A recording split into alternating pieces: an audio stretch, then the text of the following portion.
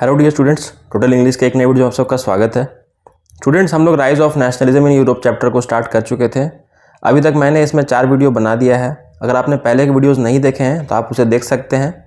आज के वीडियो में हम लोग पढ़ने वाले हैं लिबरल नेशनलिज्म। जो लिबरल नेशनलिज्म है, ये टर्म कहाँ से आया और इसका मतलब क्या होता है, ये हम लोग आज समझते हैं। तो चलिए बिना देर किए वीडियो को स्टार्ट करते हैं।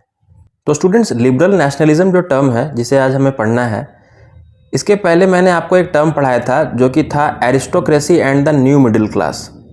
आपको ये टॉपिक याद होगा, न्यू मिडिल क्लास और एरिस्टोक्रेसी के ऊपर हमने बात किया था। तो प्रीवियस वीडियो में मैंने बताया था कि न्यू मिडिल क्लास जो था उसका सोच क्या था।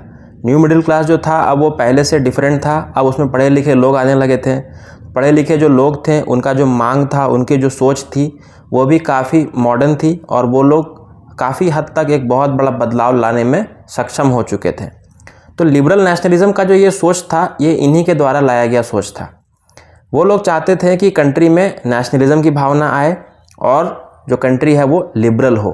तो पहले हम नेशनलिज्म को तो हम लोग जानते ही हैं। नेशनलिज्म मतलब अपने देश के प्रति सोचना, अच्छा विचार रखना, ये नेशनलिज्म की भावना है। अपने देश को सबसे बेस्ट बनाना, उसके लिए हार्ड वर्क करना, उसके प्रति एक अच्छा माइंडसेट रखना, बुरा नहीं सोचना, ये नेशनलिज्म है।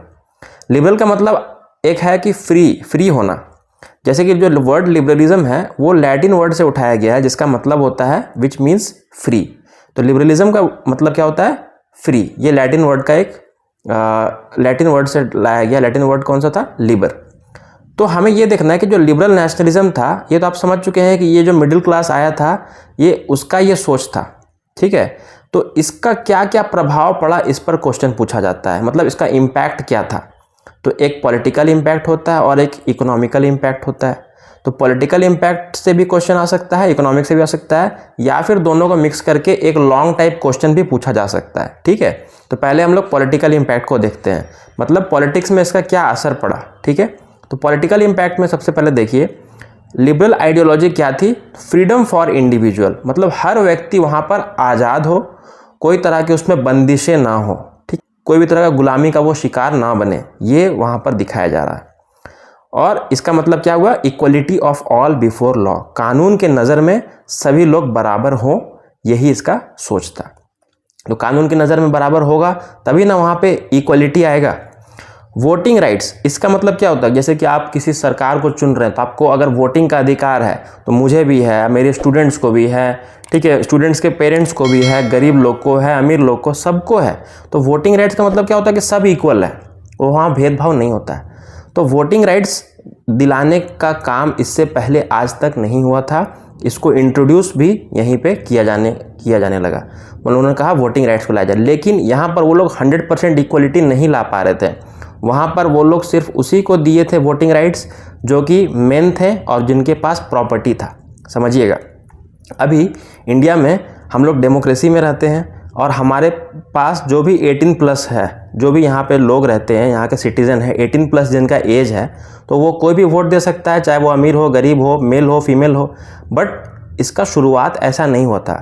शुरुआत धीरे धीरे सबको वोटिंग राइट्स दिया जाने लगा। तो पहला स्टेप था, सबसे पहले ये मेन को मिला, और कैसे लोगों को? जिसके पास प्रॉपर्टी हो, ठीक है, उनको मिला। तो धीरे धीरे ये होता आया और आज जो हमें देख रहे हैं डेमोक्रेसी में, ऐसा इक्वलिटी जो वोटिंग राइट्स में सबको अधिकार मिला, वो अभी हमें मिल चुका है। पहले ऐसा नहीं था।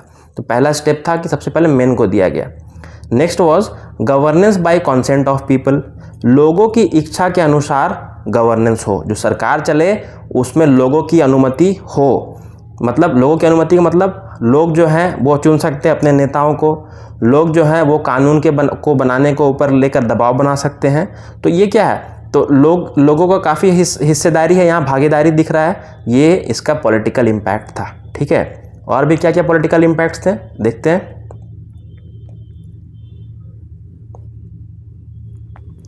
फॉर्मेशन ऑफ कॉन्स्टिट्यूशन, संविधान को बनाने की बात की गई थी। कॉन्स्टिट्यूशन का मतलब जो रूल बुक होता है जिसमें कि देश के सारे नियम कानून लिखे जाते हैं। तो कॉन्स्टिट्यूशन अगर रहेगा तो कोई भी जो काम है, कोई भी जो देश की प्रक्रिया है, वह एक नियमतः तरीके से चलेगी। ठीक है, एक प्रोसेस से होगा, कोई भी काम जैसे तैसे काम नहीं होगा। इसलिए कॉन्स्टिट्यूशन का मांग रखा गया।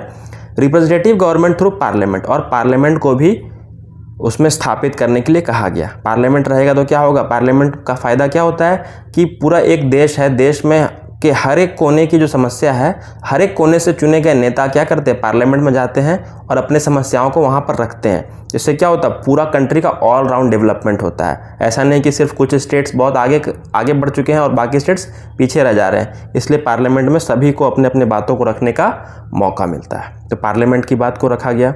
And last one was end of autocracy and clerical privileges. ये जो प्रिविलेजेस दिए जाते थे जो एरिस्टोक्रेट्स को और जो रिलीजन से जुड़े हुए लोग थे, उनको बहुत ज़्यादा प्रिविलेजेस दिए गए थे। उनको टैक्सेस नहीं भरने पड़ते थे और उनको स्पेशल ट्रीटमेंट मिलता था।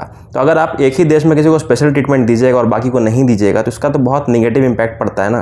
तो इसको बंद करने के लिए कहा गया था। तो ये सब इसका इम्पैक्ट देखने को मिला पॉलिटिकल इम्पैक्ट यहाँ पर ख़त्म हो गया। अब हम लोग बात करेंगे इकोनॉमिकल इम्पैक्ट, मतलब पैसे से जुड़ा हुआ। इकोनॉमिकल मतलब इनवायलेबिलिटी ऑफ प्राइवेट प्रॉपर्टी। सबसे पहले देखिए, प्राइवेट प्रॉपर्टी जो होती थी वो पहले सुरक्षित नहीं थी। ठीक है, किसी का प्राइवेट प्रॉपर्टी है, उस पर राजा चाहे तो अधिकार जमा लेता था। तो उसको सेव करने के लिए रेस्ट्रिक्शन उसमें लगाया जाने लगा। तो उसको इनवायलेबिलिटी ऑफ प्राइवेट प्रॉपर्टी आप वहाँ पे लिख सकते हैं। इसका मतलब यही होता है। फ्रीडम ऑफ मार्केट्स, मतलब मार्केट्स जो है, जो ट्रेड्समैन है, बिजनेसमैन लोग हैं, वो लोग, उन्हें आज़ादी नहीं थी कहीं पर भी मार्केट को अपना स्थापित करने का, बिजनेस करने का। ये सब बहुत सारे रेस्ट्रिक्शंस थे। ठीक है, आगे हम लोग और भी देखेंगे कि कौन कौन से रेस्ट्रिक्शंस थे, जैसे कि abolition of state imposed restrictions. हर राज्य में ना अलग अलग रेस्ट्रिक्शन लगा हुआ था। एक राज्य से दूसरे राज्य में मान लीजिए आपको ट्रांसपोर्ट करना है, एक्सपोर्ट इंपोर्ट करना है, तो इतना ज़्यादा रेस्ट्रिक्शन था कि लोग ये सब नहीं करना चाहते थे। तो इससे क्या होता था, बिजनेस पर बहुत असर पड़ता था। तो बिजनेस पर असर पड़ेगा तो क्या उस देश की इकोनॉमी अच्छी हो सकती है? कभी इकोनॉमी मतलब आर्थिक, जो पैसे से रिलेटेड है, तो अच्छी नहीं रह सकती है। इसको ठीक करना बहुत ज़रूरी था। और नेक्स्ट पॉइंट देखिए, uniformity in weight, measure and currency. मतलब जो वजन करने का सिस्टम था, चीज़ों को मापने का सिस्टम था, करेंसी जो थी, वो सब बहुत अलग अलग थी। अलग अलग स्टेट्स में जाइएगा, अलग अलग रीजन्स में जाइएगा तो आप कहीं देखिएगा कि वेट कहीं किलोग्राम में हो रहा है, कहीं ग्राम में हो रहा है, कहीं पाउंड्स में हो रहा है, कहीं मिलीमीटर है, सेंटीमीटर। तो मेज़र अलग अलग है। ठीक है, मतलब मेरा कहने का मतलब, मैं बस एग्जांपल के तौर बता रहा हूँ कि हर जगह अलग अलग है। तो अगर हर स्टेट में आप जाइएगा, अलग अलग आपको वेट, मेज़र और करेंसी मिलने लगेगा तो कितना कन्फ्यूज़न होगा। ठीक है, और कितना बार आप इसको चेंज कीजिएगा, कन्वर्ट कीजिएगा। तो ये सबको हटाना बहुत ज़रूरी था। पूरे कंट्री में अगर एक ही रहता है तो कितना सिंपल हो जाता सब कुछ। और आखिरी था demand for unified economic territory. जो यूनिफाइड इकोनॉमिक टेरिटरी बोला जा रहा है, यहाँ पर क्या बोला जा रहा था, देखिए। हाँ, इसका एक एग्जाम्पल है। ये जो मैंने बताया, कुछ एग्जाम्पल्स यहाँ पे मैंने बुक से लिए हैं, बुक का ही एग्जाम्पल है। देखिए, अब merchant travelling in 1833 from Hamburg, 1833 की बात है। कोई अगर मर्चेंट है, उसको बिजनेस करना है, वो हैम्बर्ग से नरेमबर्ग जा रहा है अगर, और उसको अपने गुड्स को सेल करना है, ठीक है, सामान को बेचना है, तो उसको 11 कस्टम बैरियर से होके गुजरना पड़ता था। मतलब 11 बार अलग अलग उसे जगह पर रोका जाता था और उसको हर जगह टैक्स देना पड़ता था 5% का। सोचिए तो उसको कितना घाटा होगा। तो ये उस समय सिचुएशन था। सिचुएशन को बस समझाने के लिए मैंने एग्जांपल को यहाँ पुट किया। ठीक है, दूसरा एग्जांपल देखिए, an ell of a textile material brought in Frankfurt would get you 54.7 centimetre of cloth, in Mainz 55.1 centimetre, in Nuremberg 65.6 centimetre and Freiburg 53.7 centimetre. यहाँ पर क्या बोला जा रहा है कि एक एल या एले ऑफ टेक्सटाइल मटेरियल, एक एले को अगर, मतलब मान लीजिए कि N ell of textile material बोल रहा है कि एक एले का टेक्सटाइल मटेरियल अलग अलग स्टेट्स में अलग अलग सेंटीमीटर में मापा जाता था। कहीं फ्रैंकफर्ट में अलग उसका मेजरमेंट है, मेंस में अलग है, नरेमबर्ग में अलग है। तो ये क्या है, कन्फ्यूज़न ही है। ठीक है, तो इन सबको दूर करना सबसे बड़ा प्रॉब्लम था। तो इससे क्या होगा, अगर हम लोग एक यूनिफॉर्मिटी ले आएंगे, एक ही चीज़ को सब जगह अप्लाई करेंगे, तो इससे क्या होगा, कन्फ्यूज़न दूर हो जाएगा। ठीक है, और ये देखिए यूनिफाइड इकोनॉमिक टेरिटरी, जिसको कि एग्जाम्पल के तौर पे आप लिख सकते हैं ज़ोल्वेरिन। ज़ोल्वेरिन को बनाया गया था। ज़ोल्वेरिन को कब बनाया गया था, 1834 में। तो ये क्या था, ये कस्टम्स यूनियन था। मतलब जो बिजनेसमैन थे, जो कस्टम्स थे, जो कस्टम्स मतलब क्या होता है कि अलग अलग एक टेरिटरी से दूसरे टेरिटरी में आप जा रहे हैं। ठीक है, एक स्टेट से दूसरे स्टेट में जा रहे हैं, तो आपको कस्टम्स वाले आ जाते हैं, वो आपको चेकिंग करते हैं, टैक्स लगाते हैं, अपना नियम बताते हैं। ठीक है, ये होता है। तो उनका एक यूनियन बनाया गया था। तो इनको क्या किया गया था, टारगेट क्या दिया गया था, टू एबॉलिश टारगेट बैरियर्स। जो बैरियर्स होते थे, टैक्सेस वगैरह देने पड़ते थे, इसको बंद करना। Reduce the number of currency from 30+, पहले 30+ करेंसी होते थे, अब घटाकर उसको कितने कर दिए गए, 2 करेंसी कर दिए गए। और ये किसके द्वारा शुरू किया गया था, formed by the initiative of Prussia, जो प्रूशिया का प्रोविंस था उसने सबसे पहले इसको शुरुआत किया था। बाद में जर्मन स्टेट्स जो थे काफ़ी हद तक उन्होंने भी इसे ज्वाइन कर लिया था। मतलब ये सक्सेसफुल था तो इसको बाकी लोगों का भी सपोर्ट मिलने लगा।